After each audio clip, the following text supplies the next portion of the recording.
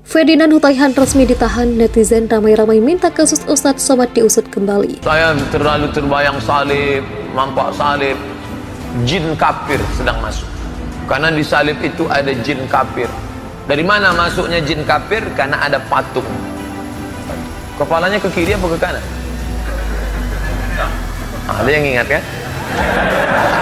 Jangan hanya desakan publik karena Islam mayoritas kemudian menghinakan agama Islam, langsung dicokok, ditangkap. Nah ini loh, Raya Waloni merajalela, ada Menajan Ali, ada Somad, ada Felix Shaw, yang lainnya masih banyak bertebaran di YouTube.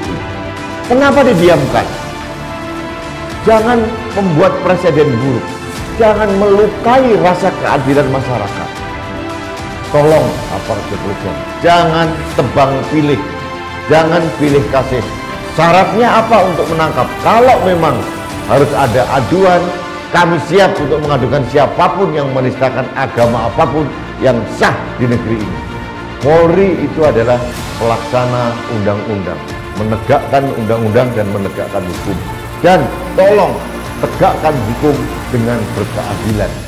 Jangan tebang pilih, jangan pilih kasih, dan segera tangkap orang-orang itu. Agar apa? Agar tidak ada suara-suara miring seolah-olah negara berpihak pada kelompok tertentu.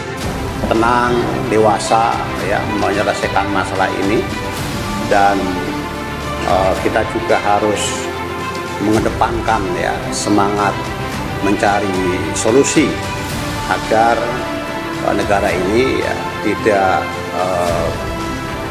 dihebohkan, ya, tidak disibukkan dengan persoalan-persoalan yang justru akan mengganggu harmoni kehidupan umat beragama. Pertama, kita semua Islam, Kristen, Buddha dalam berdakwah atau dalam memberikan khotbahnya haruslah lebih adem dan lebih baik, menghormati satu sama lain. Apa yang terjadi Ustaz Somad tentu harus diklarifikasi, karena juga banyak usulan ya dilalui proses yang ada di negeri ini. Saya percaya masing-masing ustadz, pemuka agama, pendeta dan sebagainya sangat ingin memperkuat keimanan masing-masing jamaahnya. Saya yakin memagari agar kemudian tidak bergeser keimanannya. Saya percaya, dan itu boleh, itu boleh. Yang tidak boleh sekali lagi kalau memasuki ranah agama lain atau simbol-simbol agama lain yang berpotensi dinilai sebagai tindakan yang melampaui ketentuan. Ferdinand Hutaihan resmi ditahan, netizen ramai-ramai minta kasus Ustadz Somad diusut kembali. Pegiat media sosial Ferdinand Hutaihan resmi ditahan Barreskrim Polri usai melakukan pemeriksaan selama 11 jam terkait kasus cuitan Awa. Kasus cuitan Awamu ternyata lemah beberapa waktu lalu. Berdasarkan keterangan Karopenmas Polri Brigjen Ahmad Ramadan di Barreskrim Polri Jakarta pada Senin 10 Januari 2022 menyebut bahwa Ferdinand akan ditahan hingga 20 hari ke depan di Rutan Cabang Jakarta Pusat Mabes Polri. Untuk tindak lanjut penyidikan, penyidik melakukan proses penangkapan dan dilanjutkan penahanan. Tutur Ahmad Ramadan dikutip dari Kompas.com pada Selasa 11 Januari 2022. Menanggapi kabar penahanan mantan politikus Demokrat itu, netizen beramai-ramai sebut kasus Ustadz Abdul Somad yang sempat menghebohkan pada 2019 silam untuk kembali dilanjutkan. Kalau kasus Ferdinand Hayan 3, maka bapak ini juga harus dipidanakan. @divhumas_polri, @ccIC Polri, @Sharman59. Tulis salah satu akun pengguna Twitter @tikasinaga pada 9 Januari 2022 pukul 23:18. Dalam cuitan itu, Tika Sinaga juga menyertakan tangkapan gambar suatu artikel bertuliskan "Singgung patung Yesus disalib, puas ada jin kafir di dalamnya". Kemudian cuitan itu menjadi ramai dikomentari pengguna lain yang turut menyetujui tulisan itu. Ya harus dilanjutkan dong, masa didiamkan? @divhumas_polri, @kapolri official, komentar akun bernama @ombos27616613. Om Ferdi bukan Ustadz, ini bedanya. Lanjut akun bernama @blacksaltdi. Kasus Somad harus dilanjutkan juga dong. Timbal akun bernama @sharman59. Ayo yang adil @divhumas_polri, @ccIC Polri. Ini sudah sangat jelas loh. Bukan karena Mino yang diolok-olok jadi didiamkan. Sambung akun bernama @tiasbah_. Netizen mengatakan bahwa Polri harus adil dalam menangani setiap kasus yang ada. Oke, karena itu netizen meminta agar kasus Ustadz Somad beberapa tahun lalu itu kembali diusut. Pasalnya menurut netizen yang dikatakan Ustadz Somad saat itu juga hampir sama dengan kasus yang saat ini dialami Ferdinand. Gegara ceramahnya Dai Yahya Walloni divonis 5 tahun penjara. Saya terima yang mulia. Terdakwa pendakwa kondang Yahya Walloni divonis 5 bulan penjara. Terdakwa pendakwa kondang Yahya Walloni divonis 5 tahun penjara. Yahya Walloni diyakini melakukan tindak pidana melakukan ujaran kebencian terkait SARA. Mengadili menyatakan terdakwa Muhammad Yahya Walloni terbukti secara sah dan meyakinkan bersalah melakukan tindak pidana dengan sengaja tanpa hak menyebarkan informasi yang ditujukan untuk menimbulkan rasa kebencian atau permusuhan di kelompok masyarakat tertentu berdasarkan agama. Kata Jaksa Ketua Majelis Hakim di PN Jaksel, Jalan Ampera Raya, Jakarta Selatan pada Selasa 11 Januari 2022.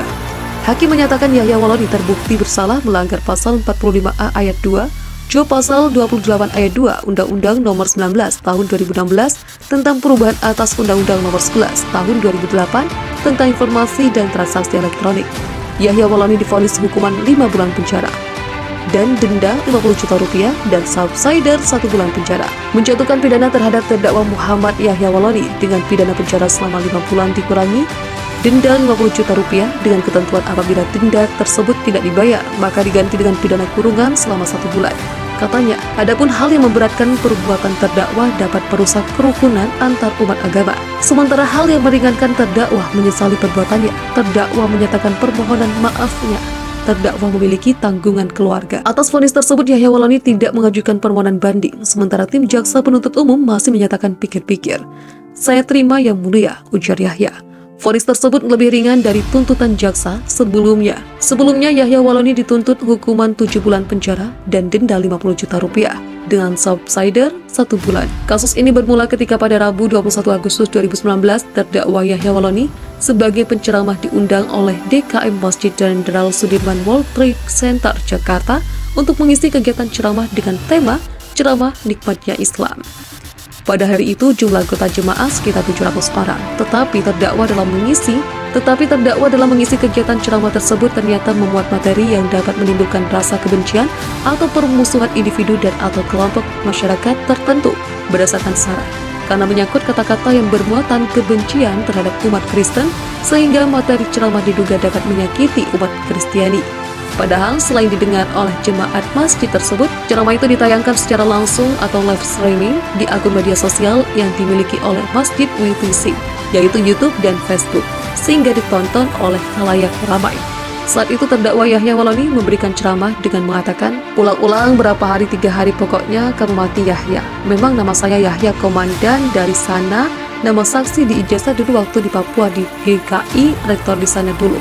Saya yang mendirikan Universitas Kristen Papua dengan support Stuttgart, Jerman. Jadi saya, orang keluarga saya kaget kok bisa masuk Islam. Tunggu kami bikin malu keluarga, kami di Manado malu gara-gara kau masuk Islam. Begitu kamu masuk Islam, kau hajar terus itu Yesus.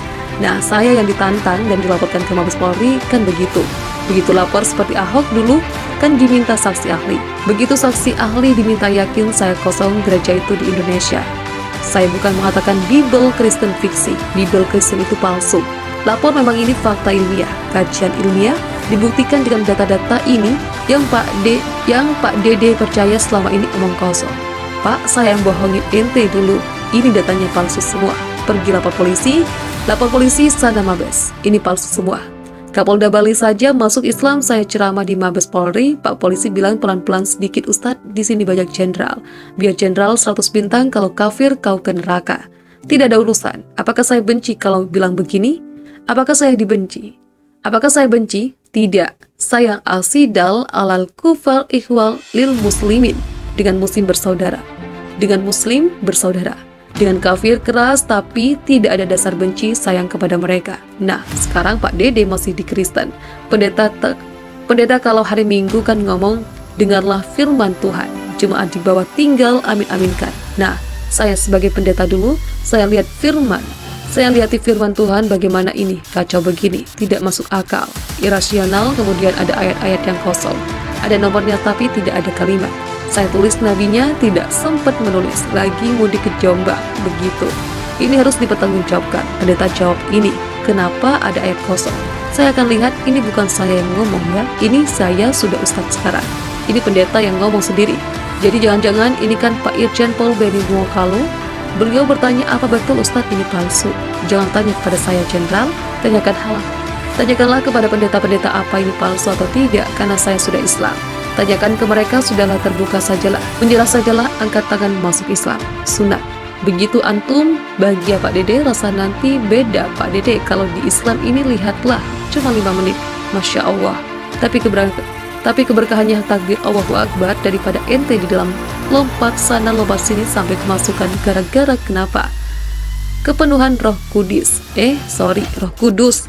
Lapor lagi, Roh Kudus. Lapor Yahya Waloni bilang Roh Kudus. Lapor. Nggak ada kelas. Sudah nggak ada kelas, makanya kami sampai ke Islam karena cerdas, smart. Nggak ada kelas lagi. Orang kalau sudah pintar masuk ke Islam, pasti ke Islam, yakin saya 1000%. Makanya kalau ada orang kafir bantah, kita nggak usah bantah Al-Quran. Al-Quran bukan kitab pembanding. Al-Quran bukan kitab pembanding. Yuk pelajari Bibelmu, kitabmu. Pelajari saja kitabmu, insya Allah antum khalibar.